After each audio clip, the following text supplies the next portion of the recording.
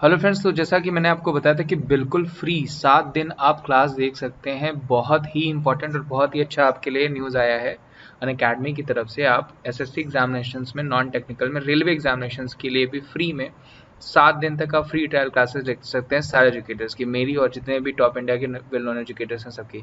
करना क्या है, इसको स्कैन करिए। सबसे ईजी वे मैं बता देता हूँ आपको।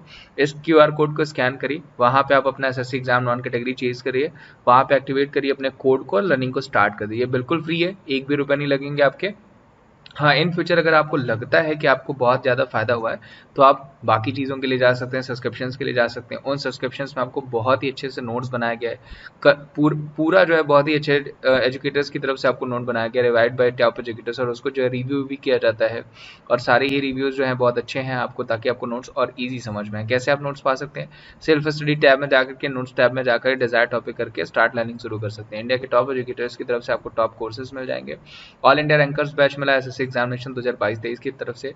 सिलेक्शन का संकल्प बैच हो गया आपका, लक्ष्य से एचएसएल 2022-23 बैच हो गया, एम बैच हो गया, complete batch and general studies हो गया। और उसके अलावा आपके कोई भी डाउट्स हैं तो डाउट्स को पूछ सकते हैं। कैसे डाउट्स को पूछ सकते हैं?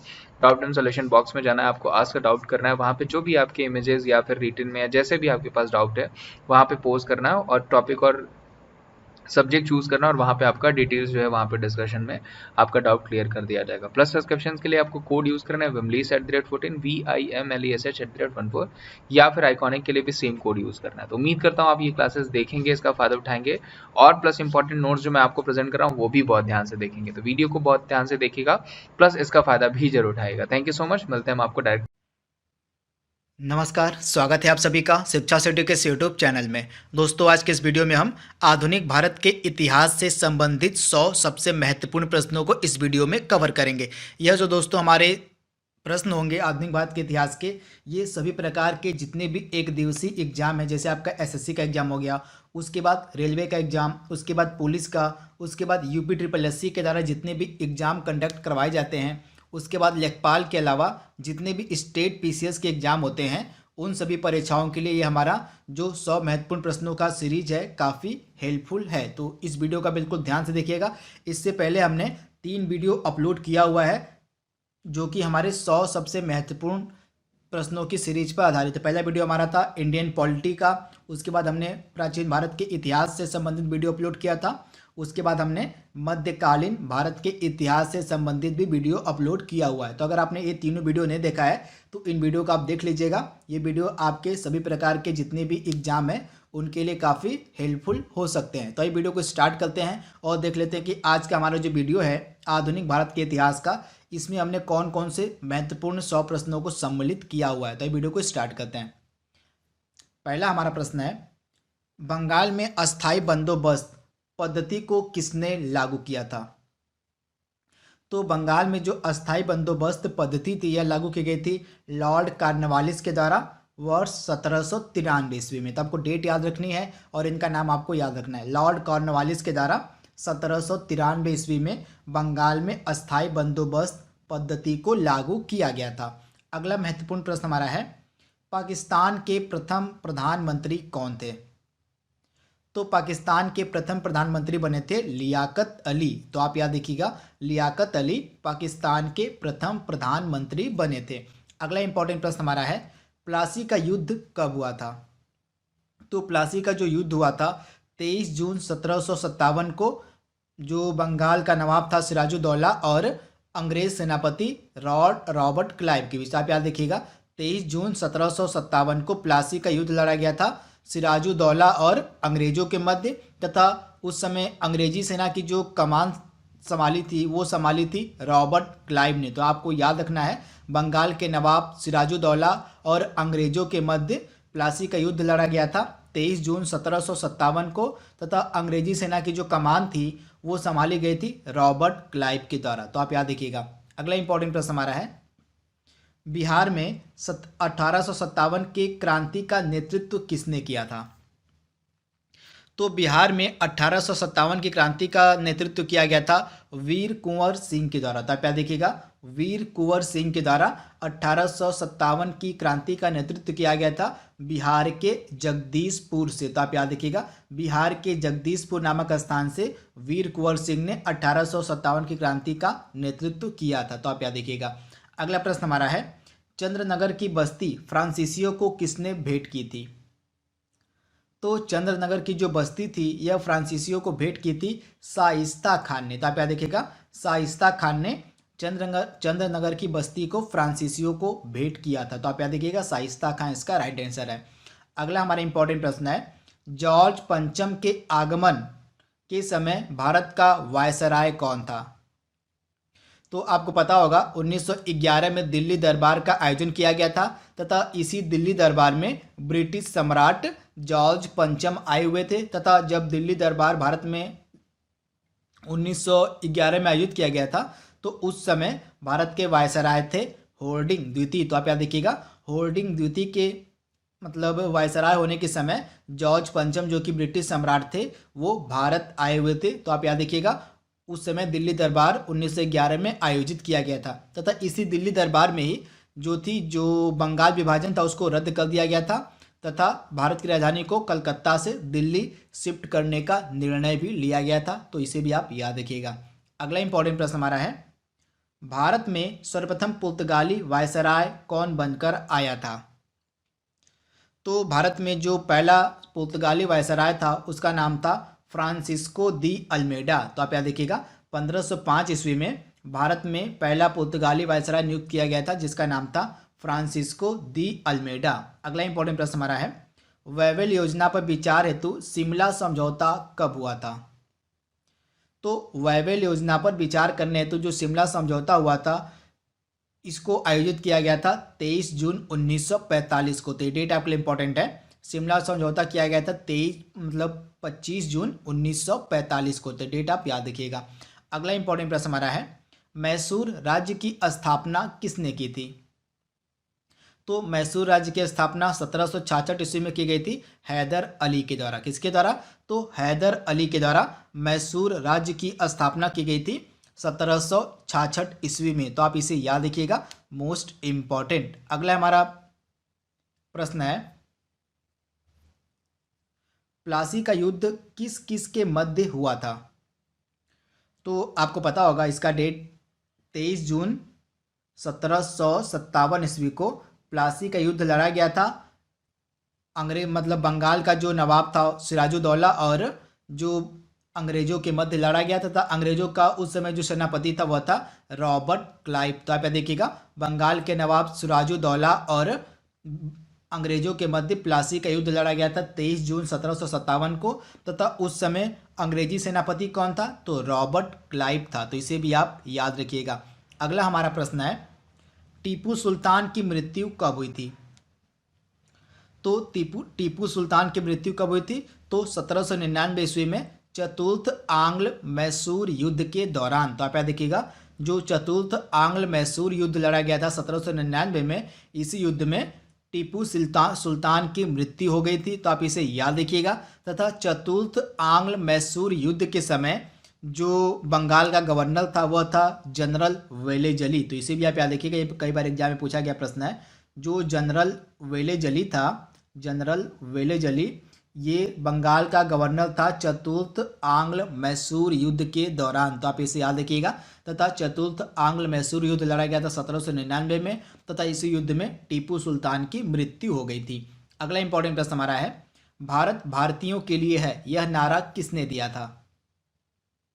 तो भारत भारतीयों के लिए है यह नारा दिया गया था आर्य समाज के द्वारा। तो आप याद रखिएगा, आर्य समाज ने यह नारा दिया था कि भारत भारतीयों के लिए है। तो आप इसे याद रखिएगा। अगला इंपॉर्टेंट प्रश्न हमारा है, वर्नाकुलर प्रेस एक्ट कब पारित किया गया था?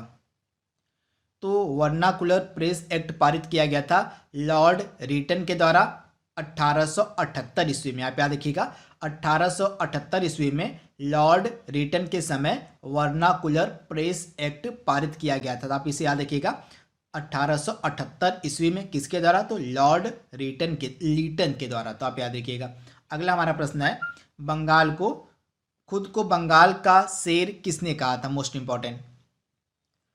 तो जो वेलेजली था इसने खुद को बंगाल का शेर कहा। तो आप याद देखिएगा, बंगाल का शेर खुद को बंगाल का शेर किसने कहा था? तो वेलेजनी ने खुद को बंगाल का शेर कहा था। अगला इंपॉर्टेंट प्रश्न हमारा है 1857 में, मतलब 1857 की क्रांति स्वतंत्रता संग्राम नहीं था, यह शब्द किसने कहा था? तो 1857 की क्रांति एक स्वतंत्रता संग्राम नहीं थी, यह शब्द कहा गया था आरसी मजूमदार के द्वारा। तो आप याद देखिएगा, आरसी मजूमदार के द्वारा यह शब्द कहा गया था कि 1857 की जो क्रांति थी वह स्वतंत्रता संग्राम नहीं थी। तो आप याद देखिएगा, आरसी मजूमदार। अगला हमारा प्रश्न है, भारत में प्रशासनिक सेवा का जनक किसे माना जाता है? Most important. तो भारत में प्रशासनिक सेवा का जनक किसे माना जाता है? तो लॉर्ड कॉर्नवालिस को। आप याद देखिएगा, लॉर्ड कॉर्नवालिस को भारत में प्रशासनिक सेवा का जनक माना जाता है। तो आप याद देखिएगा, इसका राइट आंसर क्या हो जाएगा? Lord Cornwallis. अगला इंपॉर्टेंट प्रश्न हमारा है 1858 मतलब 1857 के विद्रोह के ठीक बाद बंगाल में कौन सा विद्रोह हुआ था? तो 1857 के विद्रोह के ठीक बाद बंगाल में नील विद्रोह हुआ था, तथा यह जो विद्रोह था यह 1859 से 1860 तक चला था। तो आप याद देखिएगा, 1857 के विद्रोह के ठीक बाद बंगाल में नील विद्रोह हुआ था, तथा इसका जो कार्यकाल था, टाइम पीरियड था, हुआ था 1859 से 1860 के मध्य। तो आप इसे याद रखिएगा। अगला हमारा प्रश्न है, रिपन को भारत के उद्धारक की संधि किसने दी थी?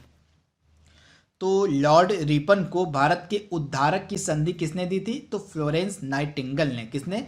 तो फ्लोरेंस नाइटिंगेल ने लॉर्ड रिपन को भारत के उद्धारक की संधि दी थी। तो आप याद रखिएगा, फ्लोरेंस नाइटिंगेल। अगला इंपॉर्टेंट प्रश्न हमारा है, गांधी जी ने किस आंदोलन में करो या मरो का नारा दिया था? तो भारत छोड़ो आंदोलन के दौरान गांधी जी ने करो या मरो का नारा दिया था। आप याद रखिएगा, 9 अगस्त 1942 को भारत छोड़ो आंदोलन की शुरुआत हुई थी। अगला इंपॉर्टेंट प्रश्न हमारा है, मुस्लिम लीग ने मुक्ति दिवस कब मनाया था? तो मुस्लिम लीग के द्वारा 22 दिसंबर वर्ष 1939 को मुक्ति दिवस मनाया गया था। तो आप याद देखिएगा, 22 दिसंबर 1939 ईस्वी को मुस्लिम लीग ने मुक्ति दिवस मनाया था। तो ये डेट आपके लिए सुपर इंपॉर्टेंट है। अगला इंपॉर्टेंट प्रश्न हमारा है, जयपुर शहर का निर्माण किसने करवाया था? तो जयपुर शहर का निर्माण करवाया गया था सवाई राजा जय सिंह के द्वारा। किसके द्वारा? तो सवाई राजा जय सिंह ने जयपुर शहर का निर्माण करवाया था। आप इसे याद रखिएगा। अगला हमारा प्रश्न है, भारतीय हरिजन संघ की स्थापना किसने की थी? तो भारतीय हरिजन संघ की स्थापना की गई थी महात्मा गांधी जी के द्वारा। तो आप याद देखिएगा, महात्मा गांधी ने भारतीय हरिजन संघ की स्थापना की थी। अगला इंपॉर्टेंट प्रश्न हमारा है, बंगाल विभाजन को रद्द एवं राजधानी को कोलकाता से दिल्ली कब और किसने स्थानांतरित किया था? तो आपको मैंने बताया था पिछले स्लाइड में कि वर्ष 1911 में दिल्ली दरबार का आयोजन किया गया था। आप याद रखिएगा, वर्ष 1911 में दिल्ली दरबार का आयोजन किया गया था, तथा इसी दिल्ली दरबार में ब्रिटिश सम्राट जेम्स प्रथम आए तथा उन्होंने बंगाल विभाजन को रद्द कर दिया, तथा जो भारत की राजधानी थी उसको कलकत्ता से दिल्ली स्थानांतरित करने का निर्णय लिया था। तो आप इसे याद रखिएगा। तथा जब 1911 में ब्रिटिश सम्राट जेम्स प्रथम भारत आए थे तो उस समय जो वायसराय था भारत का वो कौन था? तो हॉर्डिंग द्वितीय। ये भी कई बार एग्जाम में पूछा गया प्रश्न है। तो हॉर्डिंग द्वितीय उस समय भारत का वायसराय था जब ब्रिटिश सम्राट जेम्स प्रथम भारत आए थे 1911 में, तथा उसी समय 1911 में ही बंगाल विभाजन को रद्द कर दिया गया तथा राजधानी को कोलकाता से दिल्ली स्थानांतरित करने का निर्णय लिया गया। अगला हमारा प्रश्न है, लखनऊ में 1857 के विद्रोह का नेतृत्व किसने किया था? तो लखनऊ में 1857 के विद्रोह का नेतृत्व किया गया था बेगम हजरत महल के द्वारा। आप याद देखिएगा, बेगम हजरत महल ने लखनऊ में 1857 के विद्रोह का नेतृत्व किया था। अगला हमारा प्रश्न है, संगोला की संधि कब हुई? तो 1750 में। आप याद रखिएगा, मराठा शासक राजाराम द्वितीय और बालाजी बाजी राव के मध्य 1750 ईस्वी में संगोला की संधि की गई थी। तो आप इसे याद रखिएगा। मराठा शासक राजा राम द्वितीय और बालाजी बाजीराव के मध्य 1750 ईस्वी में संगोला की संधि की गई थी। अगला हमारा महत्वपूर्ण प्रश्न है, वांडीवास की लड़ाई जो कि 1760 में लड़ी गई थी, किन किन सेनाओं के मध्य हुई थी, आपको बताना है। तो फ्रांसीसियों और अंग्रेजी सेना के मध्य, आप याद रखिएगा, फ्रांसीसियों और अंग्रेजी सेना के मध्य वांडीवास की लड़ाई 1760 ईस्वी में लड़ी गई थी, जिसमें फ्रांसीसियों की हार हुई थी। तो आप इसे याद रखिएगा। अगला हमारा प्रश्न है, सती प्रथा को कब समाप्त किया गया था। तो 1829 ईस्वी में सती प्रथा को समाप्त किया गया था, तथा उस समय किसके द्वारा समाप्त किया गया था, तो विलियम बेंटिक के द्वारा। तो आप याद देखिएगा, विलियम बेंटिक के द्वारा 1829 ईस्वी में सती प्रथा को समाप्त कर दिया गया था। तो आप इसे याद रखिएगा। अगला हमारा महत्वपूर्ण प्रश्न है, वॉरेन हेस्टिंग बंगाल का गवर्नर जनरल कब से कब तक रहा था। तो वॉरेन हेस्टिंग बंगाल का गवर्नर जनरल कब से कब तक रहा था, तो 1774 से 1774 से 1785 ईस्वी तक। आप याद रखिएगा, 1774 से 1785 ईस्वी तक वॉरेन हेस्टिंग जो था यह बंगाल का गवर्नर रहा था। तो आप इसे याद रखिएगा।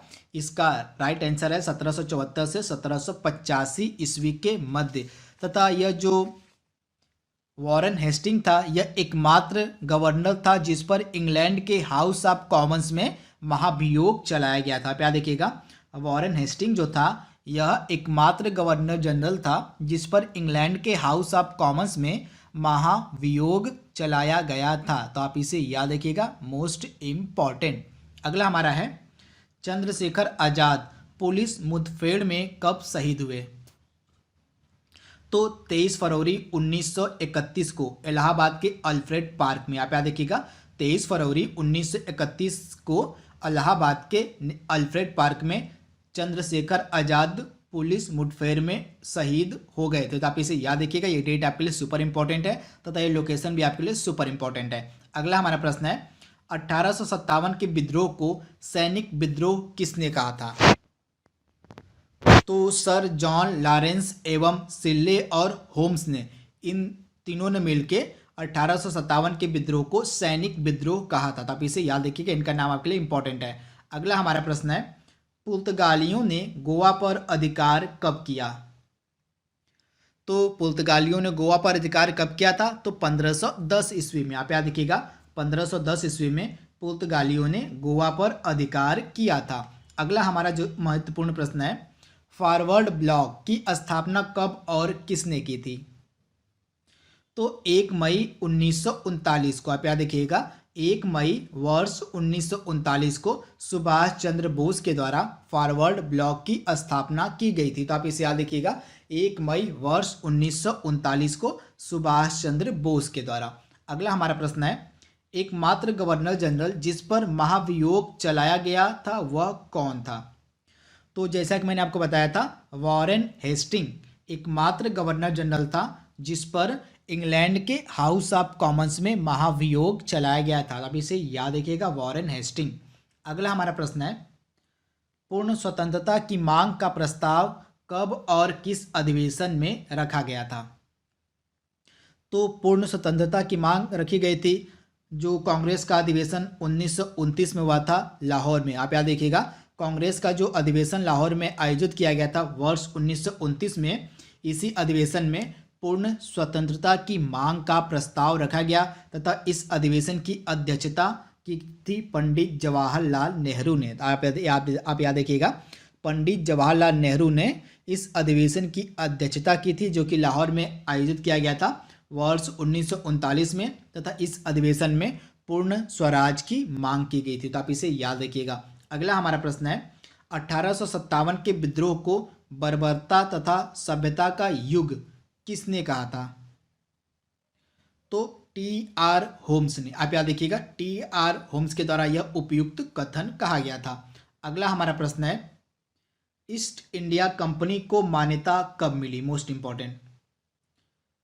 तो 31 दिसंबर 1600 ईस्वी को ईस्ट इंडिया कंपनी को मान्यता मिली थी। तो आप इसे याद रखिएगा, 31 दिसंबर वर्ष 1600 ईस्वी। अगला हमारा प्रश्न है, बंगाल में अनुशीलन समिति का गठन किसने किया था? तो बंगाल के अनुशीलन समिति का जो गठन है यह किया गया था बारिंद्र घोष के द्वारा। आप याद रखिएगा, बारिंद्र घोष ने बंगाल में अनुशीलन समिति का गठन किया था। अगला हमारा प्रश्न है, बेंगलुरु की संधि कब और किसके मध्य हुई थी? तो बेंगलुरु की संधि टीपू सुल्तान और अंग्रेजों के मध्य की गई थी मार्च 1784 ईस्वी में। आप याद देखिएगा, टीपू सुल्तान और अंग्रेजों के मध्य मार्च 1784 ईस्वी में बेंगलुरु की संधि की गई थी। अगला हमारा प्रश्न है, भारत आने वाला प्रथम ब्रिटिश नागरिक कौन था? Most important. तो भारत आने वाला प्रथम ब्रिटिश नागरिक था जॉन मिल्डन हॉल। आप याद देखिएगा, जॉन मिल्डन हॉल भारत आने वाला प्रथम ब्रिटिश नागरिक था। अगला हमारा प्रश्न है, कानपुर और लखनऊ में हुए विद्रोह को किसने दबाया था? तो कानपुर और लखनऊ में हुए विद्रोह को दबाया था ब्रिटिश नायक कैंपबेल ने। आप याद देखिएगा, ब्रिटिश नायक कैंपबेल ने 1857 के समय जो कानपुर और लखनऊ में विद्रोह हुआ था उसको दबाया था। तो अब इसे याद रखिएगा। वहीं अगर हम 1857 के विद्रोह में कानपुर और लखनऊ में नेतृत्व किसने किया तो उसकी बात करें तो लखनऊ में 1857 के विद्रोह के समय नेतृत्व किया गया था बेगम हजरत महल के द्वारा, तथा कानपुर में नेतृत्व किया था नाना साहेब ने। तो आप इसे भी याद रखिएगा। अगला हमारा प्रश्न है, वास्को डिगामा दूसरी बार भारत कब आया था? तो पहली बार आपको पता ही होगा 1498 ईस्वी में वास्को डिगामा भारत आया था, तथा दूसरी बार यह 1502 ईस्वी में आया था। तो आप इसे याद रखिएगा। अगला हमारा प्रश्न है, इलाहाबाद की दूसरी संधि कब और किसके मध्य हुई थी? तो इलाहाबाद की दूसरी संधि 16 अगस्त 1765 ईस्वी को हुई थी अवध के नवाब सुजाउद्दौला और क्लाइव के मध्य। तो आप याद देखिएगा, अवध के नवाब सुजाउद्दौला और रॉबर्ट क्लाइव के मध्य 16 अगस्त 1765 को इलाहाबाद की दूसरी संधि हुई थी। तो आप इसे याद रखिएगा। अगला हमारा प्रश्न है, भारत का अंतिम गवर्नर जनरल तथा प्रथम वायसराय कौन था? तो भारत का अंतिम गवर्नर जनरल तथा प्रथम वायसराय था लॉर्ड कैनिंग। तो आप याद देखिएगा, आपको पता होगा 1857 के विद्रोह के बाद जो गवर्नर जनरल का पद था उसको समाप्त कर दिया गया तथा गवर्नर जनरल की जगह वायसराय का पद बनाया गया तथा भारत का पहला वायसराय बनाया गया था लॉर्ड कैनिंग को। तो आप इसे याद रखिएगा। तथा लॉर्ड कैनिंग का कार्यकाल था 1856 से 62 के मध्य। अगला हमारा प्रश्न है, बिना ताज का बादशाह किसे कहा जाता है? तो बिना ताज का बादशाह कहा जाता है सुरेंद्र नाथ बनर्जी को। आप याद देखिएगा, सुरेंद्र नाथ बनर्जी को बिना ताज का बादशाह कहा जाता है। अगला हमारा प्रश्न है, क्लीमेंट एटली किस पार्टी से संबंध रखते थे? तो लेबर पार्टी से संबंधित थे क्लीमेंट एटली। तथा जब हमारा देश स्वतंत्र हुआ था 1947 को, तो उस समय ब्रिटेन के जो प्रधानमंत्री थे वो थे रॉबर्ट क्लाइव। तो आप इसे याद रखिएगा, ये भी कई बार एग्जाम में पूछा गया प्रश्न है कि जब हमारा देश आज़ाद हुआ तो उस समय ब्रिटिश प्रधानमंत्री कौन थे तथा वो किस पार्टी के थे? तो आपका आंसर हो जाएगा क्लीमेंट एटली उस समय ब्रिटिश प्रधानमंत्री थे तथा इनका संबंध था लेबर पार्टी से। अगला हमारा प्रश्न है, टीपू सुल्तान कहाँ का शासक था? तो मैसूर का शासक था टीपू सुल्तान। अगला हमारा प्रश्न है, वास्को डिगामा को भारत पहुंचने पर उसका स्वागत किसने किया? तो 1498 ईस्वी में, आप याद देखिएगा, 1498 ईस्वी में केरल के कालीकट में, कहा केरल के कालीकट बंदरगाह पर पहुंचते जब वास्को डिगामा पहुंचा था केरल के कालीकट पे, तो उस समय उसका स्वागत किया था कालीकट के शासक जमोरिन ने। तो आप इसे याद रखिएगा। अगला हमारा प्रश्न है, जलियांवाला बाग हत्याकांड कब और किसके समय में हुआ था? तो जलियांवाला बाग हत्याकांड 13 अप्रैल 1929 को घटित हुआ था तथा उस समय जो भारत का वायसराय था वो था चेम्सफोर्ड। तो आप इसे याद रखिएगा। अगला हमारा है, धन निष्कासन के सिद्धांत को किसने प्रतिपादित किया? तो धन निष्कासन के सिद्धांत को किसने प्रतिपादित किया था? तो दादा भाई नौरोजी ने। तो आप याद देखिएगा, दादा भाई नौरोजी ने धन निष्कासन के सिद्धांत को प्रतिपादित किया था। तो आप इसे याद रखिएगा, ये कई बार एग्जाम में पूछा गया प्रश्न है। अगला हमारा प्रश्न है, 1757 ईस्वी में क्लाइव ने किसे पराजित किया? तो आपको पता होगा जो 1757 ईस्वी थी, इसमें प्लासी का युद्ध लड़ा गया था तथा प्लासी का युद्ध बंगाल के नवाब सिराजुद्दौला और जो अंग्रेज की सेना थी उनके मध्य लड़ा गया था। तो आप इसे याद देखिएगा। तथा अंग्रेजी सेना की जो कमान थी वह रॉबर्ट क्लाइव के पास थी तथा रॉबर्ट क्लाइव ने किसको पराजित किया, तो सिराजुद्दौला को। तो आप इसे याद रखिएगा। अगला हमारा प्रश्न है, ईस्ट इंडिया कंपनी का पहला गवर्नर कौन था? तो टॉमस स्मिथ। आप इसे याद रखिएगा। Thomas Smith east India company का पहला गवर्नर था। अगला हमारा प्रश्न है, चौरी चौरा कांड कब और किस राज्य में हुआ? तो 5 फरवरी वर्ष 1922 को उत्तर प्रदेश के गोरखपुर में। आप याद देखिएगा, उत्तर प्रदेश के गोरखपुर में 5 फरवरी वर्ष 1922 को चौरी चौरा कांड हुआ था। तो आप इसे याद रखिएगा। अगला हमारा प्रश्न है, प्रथम कर्नाटक युद्ध कब और किस संधि के द्वारा समाप्त हुआ? तो 1746 से 1748 ईस्वी के मध्य प्रथम कर्नाटक युद्ध लड़ा गया था तथा एक्स ला सापेल संधि के द्वारा यह युद्ध समाप्त किया गया था। अगला हमारा प्रश्न है, किसके शासन काल में अंग्रेजों ने दिल्ली पर कब्जा किया? तो मुगल बादशाह उस समय थे शाह आलम द्वितीय। इन्हीं के शासन काल में दिल्ली पर अंग्रेजों ने कब्जा किया था। तो आप इसे याद रखिएगा। अगला हमारा प्रश्न है, भारतीय शिक्षा का मैग्ना कार्टा किसे कहा जाता है? तो चार्ल्स वुड डिस्पैच, जो कि 1854 में लागू किया गया था, इसको भारतीय शिक्षा का मैग्ना कार्टा कहा जाता है। तो इसे याद रखिएगा, मोस्ट इंपॉर्टेंट। अगला हमारा प्रश्न है, प्रिंस ऑफ वेल्स भारत की यात्रा पर कब आए थे? तो प्रिंस ऑफ वेल्स भारत की यात्रा पर आए थे अप्रैल 1921 ईस्वी को। तो आप इसे भी याद रखिएगा। अगला हमारा प्रश्न है, भारत एक राष्ट्र नहीं है, दो राष्ट्र है, यह कथन किसका है? तो यह उपयुक्त कथन कहा गया था मोहम्मद अली जिन्ना के द्वारा। आप याद देखिएगा, मोहम्मद अली जिन्ना के द्वारा यह कथन क्या कहा गया था कि भारत एक राष्ट्र नहीं है, दो राष्ट्र है। अगला हमारा प्रश्न है, इंडियन होम रूल सोसाइटी की स्थापना कब और किसने की थी? तो इस प्रश्न का हमारा राइट आंसर है 1905 ईस्वी में लंदन में श्याम जी कृष्ण वर्मा ने। किसने? तो श्याम जी कृष्ण वर्मा ने 1905 ईस्वी में लंदन में इंडियन होम रूल सोसाइटी की स्थापना की थी। अगला हमारा प्रश्न है, प्रथम गोलमेज सम्मेलन कब और किसके समय में हुआ था? तो प्रथम गोलमेज सम्मेलन 12 नवंबर 1930 को आयोजित किया गया था लॉर्ड इरविन के शासन काल में। तो आप इसे याद रखिएगा। अगला हमारा प्रश्न है, मोपला विद्रोह मालाबार में कब हुआ? तो वर्ष 1921 को। कब? तो वर्ष 1921 को मोपला विद्रोह मालाबार में हुआ था। अगला हमारा प्रश्न है, मुंशी शिवगांव की संधि किस युद्ध के पश्चात हुई? तो मुंशी शिवगांव की जो संधि थी यह पालखेड़ा के युद्ध के बाद हुई थी। तो आप इसे याद रखिएगा, पालखेड़ा के युद्ध के बाद मुंशी शिवगांव की संधि की गई थी। तो आप इसे याद रखिएगा, ये भी कई बार एग्जाम में रिपीटेड प्रश्न है। अगला हमारा प्रश्न है, मुगल दरबार में आने वाला प्रथम अंग्रेज कौन था? तो मुगल दरबार में आने वाला प्रथम अंग्रेज था कैप्टन हॉकिंस। आप याद देखिएगा, कैप्टन हॉकिंस प्रथम अंग्रेज था जो मुगल दरबार में आया था। अगला हमारा प्रश्न है, लक्ष्मीबाई का बचपन का नाम क्या था? तो मनुबाई। आप याद देखिएगा, मनुबाई बचपन का नाम था लक्ष्मीबाई का। अगला हमारा प्रश्न है, 1 नवंबर 1913 को लाला हरदयाल ने गदर पार्टी की स्थापना कहाँ पर की? तो अमेरिका के सैन फ्रांसिस्को में। कहाँ? तो अमेरिका के सैन फ्रांसिस्को में 1 नवंबर 1913 को लाला हरदयाल के द्वारा गदर पार्टी की स्थापना की गई थी। तो आप इसे याद रखिएगा। अगला हमारा प्रश्न है, 1857 की क्रांति के समय बंगाल का गवर्नर जनरल कौन था? तो लॉर्ड कैनिंग। कौन था? तो लॉर्ड कैनिंग बंगाल का गवर्नर जनरल था 1857 की क्रांति के समय। अगला हमारा प्रश्न है, लखनऊ में 1857 के विद्रोह का नेतृत्व किसने किया था? तो लखनऊ में 1857 के विद्रोह का नेतृत्व किया गया था बेगम हजरत महल के द्वारा। तो आप इसे याद रखिएगा। अगला हमारा प्रश्न है, कोलकाता में ब्लैक होल घटना कब घटित हुई?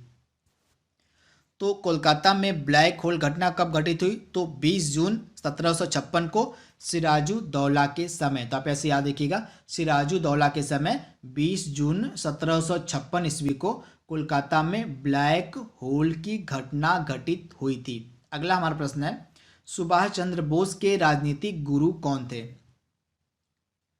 तो सुभाष चंद्र बोस के राजनीतिक गुरु कौन थे? तो देशबंधु चित्तरंजन दास। कौन थे? तो देशबंधु चित्तरंजन दास सुभाष चंद्र बोस के राजनीतिक गुरु थे।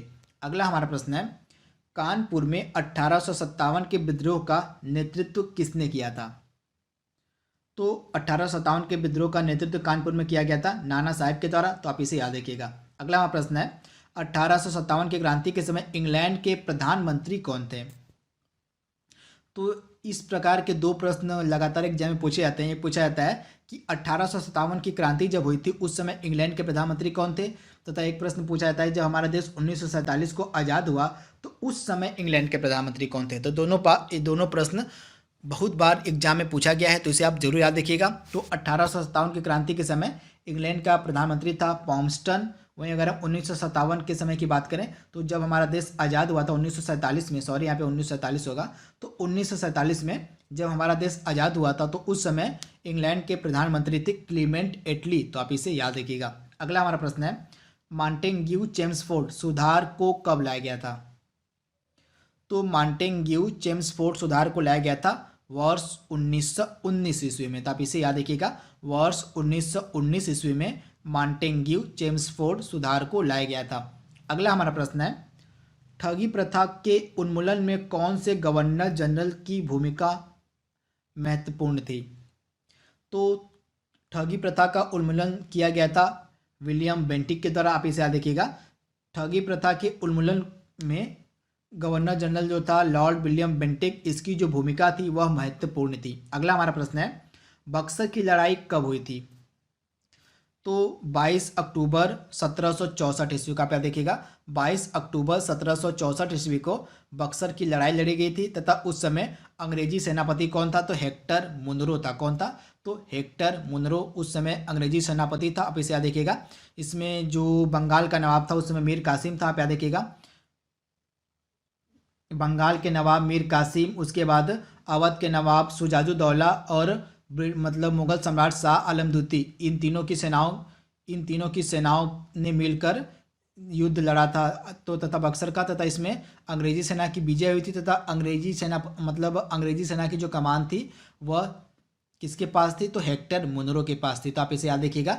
बंगाल के नवाब मीर कासिम और अवध के नवाब शुजाउद्दौला और शाह आलम द्वितीय, इन तीनों के द्वारा मिल के यह युद्ध लड़ा गया था, बक्सर का युद्ध, जिसमें अंग्रेजों की विजय हुई थी तथा अंग्रेजी सेनापति उस समय कौन था? तो हेक्टर मुनरो था। तब इसे याद रखिएगा, मोस्ट इंपॉर्टेंट, कई बार एग्जाम में पूछा गया प्रश्न। अगला हमारा प्रश्न है, तीसरा कर्नाटक युद्ध कब और किस संधि के द्वारा समाप्त हुआ? तो तीसरा कर्नाटक युद्ध लड़ा गया था 1756 से लेकर 1763 ईस्वी के मध्य तथा यह पेरिस की संधि के द्वारा 1763 ईस्वी में समाप्त हुआ था। तब इसे याद रखिएगा, तीसरा कर्नाटक युद्ध 1756 ईस्वी से लेकर 1763 ईस्वी के मध्य लड़ा गया था तथा यह पेरिस की संधि के द्वारा 1763 ईस्वी में समाप्त हुआ था। अगला हमारा प्रश्न है, राष्ट्रीय स्वयं सेवक संघ की स्थापना कब और किसके द्वारा की गई? तो नागपुर में वर्ष 1921 में हेड गेवर के द्वारा। किसके द्वारा? तो नागपुर में वर्ष 1921 में हेड गेवर के द्वारा राष्ट्रीय स्वयं सेवक संघ की स्थापना की गई थी। तो आप इसे याद रखिएगा, मोस्ट इंपॉर्टेंट। अगला हमारा प्रश्न है, अपनी राजधानी को मुर्शिदाबाद से मुंगेर किसने स्थानांतरित किया? तो मीर कासिम। किसने? बंगाल का जो नवाब था मीर कासिम, उसने अपनी राजधानी को मुर्शिदाबाद से मुंगेर स्थानांतरित किया था। तो आप इसे याद रखिएगा। अगला हमारा प्रश्न है, भारत में आने वाला प्रथम पुर्तगाली कौन था? तो इसका आंसर सभी को पता होगा, वास्को डिगामा 1498 ईस्वी में आने वाला पहला पुर्तगाली था। अगला हमारा है, बंगाल का विभाजन एवं रेलवे बोर्ड का गठन कब और किसके समय में हुआ था? तो बंगाल का विभाजन और रेलवे बोर्ड का गठन लॉर्ड कर्जन के समय में 1905 ईस्वी में हुआ था। आप इसे याद रखिएगा, लॉर्ड कर्जन के समय 1905 ईस्वी में बंगाल का विभाजन और रेलवे बोर्ड का गठन किया गया था। अगला हमारा प्रश्न है, 1857 की क्रांति को स्वतंत्रता संग्राम की संज्ञा किसने दी थी? तो 1857 की क्रांति को स्वतंत्रता संग्राम की संज्ञा दी गई थी वीडी सावरकर के द्वारा। किसके द्वारा? तो वीडी सावरकर के द्वारा। अगला हमारा प्रश्न है, बंगाल में द्वैध शासन की व्यवस्था किसने की थी? तो बंगाल में द्वैध शासन की व्यवस्था किसने की थी? तो रॉबर्ट क्लाइव ने। आप इसे याद रखिएगा, बंगाल में द्वैध शासन की व्यवस्था रॉबर्ट क्लाइव की द्वारा की गई थी तथा यह 2 टाइम पीरियड में बंगाल का गवर्नर था। एक इसका टाइम पीरियड था 1757 से लेकर 1760 के बीच, उसके बाद 1765 से 1767 तक यह बंगाल का गवर्नर था। इसी के समय जो था प्लासी का युद्ध लड़ा गया था 1757 ईस्वी में, आप इसे याद रखिएगा। तथा जब 1764 में बक्सर का युद्ध समाप्त हुआ तो बक्सर के युद्ध के समाप्त होने के बाद यह पुनर्गवर्नर बना था बंगाल का 1765 में, तो आप इसे याद रखिएगा। अगला हमारा प्रश्न है, बक्सर का युद्ध कब हुआ था? तो 22 अक्टूबर 1764 ईस्वी में। आप याद देखिएगा, 22 अक्टूबर 1764 ईस्वी को बक्सर का युद्ध लड़ा गया था जिसमें अंग्रेजों की जीत हुई थी तथा उस समय अंग्रेजी सेनापति था हेक्टर मुनरो। कौन था? हेक्टर मुनरो इस समय अंग्रेजी सेनापति था जब बक्सर का युद्ध लड़ा गया था। अगला हमारा प्रश्न है, पांडिचेरी की स्थापना किसने की थी? तो फ्रांसिस मार्टिन ने 1674 ईस्वी में पांडिचेरी की स्थापना की थी। अगला हमारा इंपॉर्टेंट प्रश्न है, डुप्ले के बाद पांडिचेरी का गवर्नर कौन बना? तो डुप्ले के बाद पांडिचेरी का गवर्नर कौन बना था? तो गोडेहू। कौन बना था? तो गोडेहू डुप्ले के बाद पांडिचेरी का गवर्नर जनरल बना था। अगला हमारा प्रश्न है, 1510 ईस्वी में गोवा को किसने जीता था? तो अल्बुकर्क ने। किसने? तो अल्बुकर्क ने 1510 ईस्वी में गोवा को जीता था बीजापुर के यूसुफ आदिल शाह से। आप याद देखिएगा, बीजापुर के यूसुफ आदिल शाह से अल्बुकर्क ने गोवा को जीत लिया था 1510 ईस्वी में। अगला हमारा प्रश्न है, कैबिनेट मिशन भारत कब आया था? तो इस प्रश्न का हमारा राइट आंसर क्या हो जाएगा? कैबिनेट मिशन भारत कब आया था? तो 24 मार्च 1946 ईस्वी को। कब? तो 24 मार्च 1946 ईस्वी को जो कैबिनेट मिशन था यह भारत आया था। तो आप इसे याद रखिएगा, मोस्ट इंपॉर्टेंट है, कई बार एग्जाम पूछा गया प्रश्न है कि कैबिनेट मिशन भारत कब आया था? तो 24 मार्च 1946 को कैबिनेट मिशन भारत आया था तथा इस कैबिनेट मिशन में 3 सदस्य थे। कौन कौन? पैथिक लॉरेंस, स्टेफोर्ड क्रिप्स और एवी अलेक्जेंडर। इन तीनों के नाम आपके लिए इंपॉर्टेंट है। कैबिनेट मिशन में 3 सदस्य थे। कौन कौन थे? मैं आपको नाम बता रहा हूँ। पहले थे पैथिक लॉरेंस, दूसरे हो गए आपके स्टेफोर्ड क्रिप्स और तीसरे हो गए एवी अलेक्जेंडर। तो ये 3 सदस्य थे कैबिनेट मिशन के तथा यह जो कैबिनेट मिशन था यह 24 मार्च 1946 को भारत आया था। अगला हमारा प्रश्न है, कोलकाता में एक उच्च न्यायालय की स्थापना किस एक्ट के तहत की गई? तो 1773 का जो रेगुलेटिंग एक्ट था इसके तहत कोलकाता में एक उच्च न्यायालय की स्थापना की गई थी 1774 ईस्वी में। आप याद देखिएगा, रेगुलेटिंग एक्ट जो 1773 का था इसके तहत कोलकाता में एक उच्च न्यायालय की स्थापना की गई थी 1774 में। आप इसे याद रखिएगा। अगला हमारा प्रश्न है, कलकत्ता का प्रथम शासक कौन था? मतलब कलकत्ता का जो फोर्ट विलियम था किला, इसका प्रथम शासक कौन था? तो चार्ल्स आयर। आप याद रखिएगा, चार्ल्स आयर। अगला हमारा प्रश्न है, नेताजी सुभाष चंद्र बोस का जन्म कब और कहाँ हुआ था? तो नेताजी सुभाष चंद्र बोस का जन्म 23 जनवरी 1897 को उड़ीसा के कटक में। कहा? तो 23 जनवरी 1897 को उड़ीसा के कटक में नेताजी सुभाष चंद्र बोस का जन्म हुआ था। तो आप इसे याद रखिएगा। अगला हमारा प्रश्न है, वाडियार किसके शासक थे? तो वाडियार जो थे ये मैसूर रियासत के शासक थे। आप याद रखिएगा, मैसूर रियासत के शासक थे वाडियार। अगला हमारा प्रश्न है, गणपति उत्सव और शिवाजी उत्सव ये दोनों उत्सव किसके द्वारा प्रारंभ किया गया था? तो गणपति उत्सव और शिवाजी उत्सव इन दोनों को प्रारंभ किया गया था बाल गंगाधर तिलक के द्वारा। किसके द्वारा? बाल गंगाधर तिलक के द्वारा गणपति उत्सव और शिवाजी उत्सव की शुरुआत की गई थी। अगला हमारा प्रश्न है, तात्या टोपे का वास्तविक नाम क्या था? तो तात्या टोपे का वास्तविक नाम था रामचंद्र पांडुरंग। क्या नाम था? तो तात्या टोपे का वास्तविक नाम था रामचंद्र पांडुरंग। अगला हमारा प्रश्न है, भारत का बिस्मार्क किसे कहा जाता है? तो भारत का बिस्मार्क कहा जाता है सरदार वल्लभ भाई पटेल को। तो आप इसे याद रखिएगा, मोस्ट इंपॉर्टेंट। इनको भारत का बिस्मार्क क्यों कहा जाता है? तो आपको पता होगा, ये जो बिस्मार्क थे, इन्होंने जर्मनी का एकीकरण किया था। पहले देखिएगा, जर्मनी का एकीकरण यानी जर्मनी जो छोटे छोटे हिस्सों में बटा हुआ था उसको पूरी तरह से एक किया गया था, मिलाया गया था बिस्मार्क के द्वारा। तो इसी कारण मतलब जर्मनी को एक करने का जो कार्य था, साहस था, वो बिस्मार्क के द्वारा किया गया था। तो इसी बिस्मार्क की नीति पर चल के सरदार वल्लभ भाई पटेल ने भारत को एक किया था। भारत में जितनी भी रियासतें थी उन सभी रियासतों को मिलाकर भारत में किया था सरदार वल्लभ भाई पटेल ने। इसी कारण से भारत का बिस्मार्क सरदार वल्लभ भाई पटेल को कहा जाता है। तो इसे आप याद रखिएगा। अगला हमारा प्रश्न है, वैदिक आर्य किस देवता की पूजा नहीं करते थे? तो वैदिक आर्य किस देवता की पूजा नहीं करते थे? तो पशुपति की। किसकी? तो वैदिक आर्य जो थे वे पशुपति की पूजा नहीं करते थे। अगला हमारा प्रश्न है, बंगाल में भयंकर अकाल तथा पंजाब में कूका आंदोलन कब हुआ था? तो बंगाल में भयंकर अकाल और पंजाब में जो कूका आंदोलन था यह 1872 से 76 के मध्य हुआ था तथा नॉर्थ ब्रुक के समय। किसके समय? तो नॉर्थ ब्रुक के समय। अगला हमारा है, पांडिचेरी का गवर्नर जनरल बनने से पूर्व डुप्ले को कहाँ का गवर्नर नियुक्त किया गया था? तो पांडिचेरी का गवर्नर जनरल बनने से पूर्व डुप्ले को चंद्रनगर का गवर्नर नियुक्त किया गया था। आप इसे याद रखिएगा। अगला हमारा प्रश्न है, टीपू सुल्तान किसका पुत्र था? तो टीपू सुल्तान हैदर अली का पुत्र था। किसका पुत्र था? तो हैदर अली का पुत्र था, बेटा था टीपू सुल्तान। अगला हमारा प्रश्न है, सहायक संधि का जन्मदाता किसे माना जाता है? तो लॉर्ड वेलेजली को। किसको? तो लॉर्ड वेलेजली को सहायक संधि का जन्मदाता माना जाता है। सहायक संधि को लागू किया था 1798 ईस्वी में। किसने? लॉर्ड वेलेजली ने। तथा वेलेजली का जो कार्यकाल था वो था 1798 से 1805 के मध्य। अगला हमारा प्रश्न है, रैयतवाड़ी व्यवस्था कहाँ पर लागू की गई थी?